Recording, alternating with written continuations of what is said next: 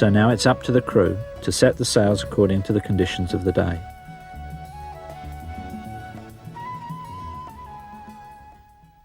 If we look up from the foot of this Genoa towards the top or head, we can clearly see the speed stripes. Now, if we have the foot too loose, by bringing the sheet lead forward, the leech closes up. Now, if we tighten the foot, bringing the lead aft, the leech opens up. If we put the lead in the correct position, we get the desired shape. But of course, in heavy winds, when overpowered, the sail should be flattened off and twisted off to reduce the heeling forces.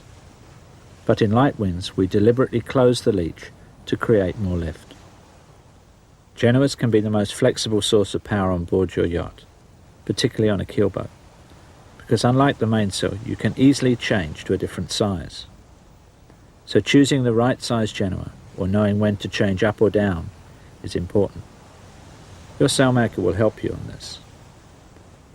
After that, only with experience on the water will you know exactly when to change. The objective when trimming the Genoa is to maintain the right draft position with the correct angle to the wind. When going upwind, there is a trade-off between the speed and pointing ability. The Genoa is controlled by the halyard, the sheet, the fairlead position, and the forestay tension. Now we come to setting the Genoa, and the most important is to get the halyard tension correct. And most people would put far too much tension. It's far better to have less tension on the luff so that you in fact get some wrinkling coming from the front of the sail, and then fine-tune this after the sail has been set. Your next control is to have the car position in the correct place, and for this you take a point approximately 50% of the luff length of the sail down through the clew, and this will give you your initial point for the Genoa car. We then put the boat into the direction we want to sail and trim in on the sheet to have the sail looking and trimmed correctly. We then need to fine-tune the position of the car, and we do this by looking at the tails on the luff of the sail and ensuring that they break evenly on the top and at the bottom. If the telltale at the top is breaking before the telltale at the bottom, we move the car forward, and inversely if we move the car aft when the telltale at the bottom breaks before the one at the top. I emphasize again that it's important that the two telltales break at the same time. We now need to look at the shape of the sail, and we want to have a nice smooth aerofoil on our speed stripe, and we balance this with the halyard tension and the amount of sheet that we have. The sheet controls the twist and the halyard controls the position of the depth of flow, and by working with these two we can achieve the correct shape. One of the best ways to look at a sail is to move forward to the middle of the foot and look up and aft.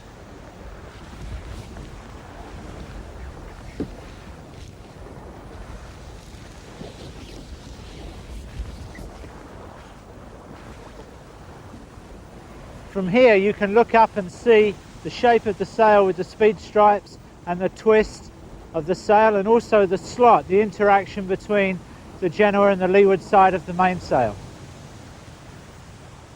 The next control that comes into play is to ensure that the forestay is as straight as possible, or is as straight as we require it for the wind conditions in which we're sailing.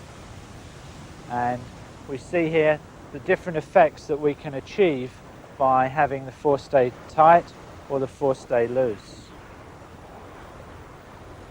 We can then balance the amount of sag that we're getting in the forestay with the halyard tension and the sheet lead to produce a variety of different sail shapes. Okay, we want to look now at the shape of the Genoas for different conditions. If we're sailing in flat water, we can sail with a sail which is less deep in camber, and we can sheet it a little harder. This is because the boat requires less power in order to make its way through the waves.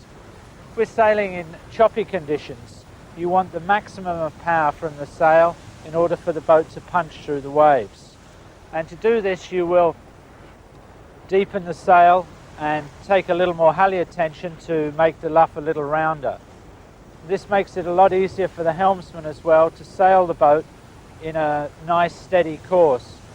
This is classically called sailing in the groove, and is in fact one of the prime objectives in setting your sails, is to trim them that the boat will sail in a nice groove. It will tend to sail itself. You shouldn't be adjusting everything all of the time. You should try and achieve a balance from the sails that the boat will sail itself. Here we are sailing with the #1 Genoa, and it's at the top of its range, and we've hoisted the sail with the minimum amount of luff tension, and you can see by the creases coming off the luff that more tension is required. So Chris, can you put some more tension on? And I use the Genoa sheet here so that the pressure is balanced. That's good. And then wind the sail back in.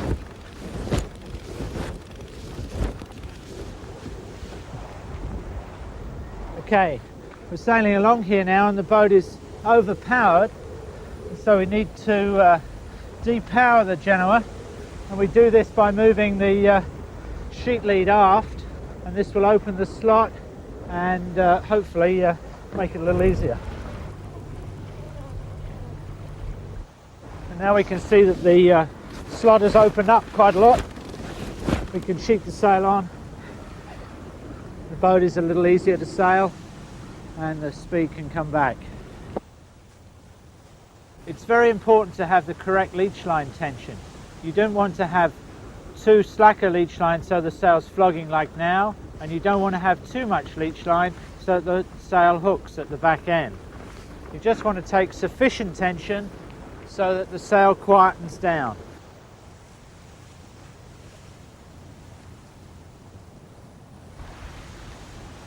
And the same rules apply to the leech of the mainsail. We're sailing along and the breeze dies and we need to power up the sail, and so we ease the backstay, and this deepens the camber in the upper part of the sail.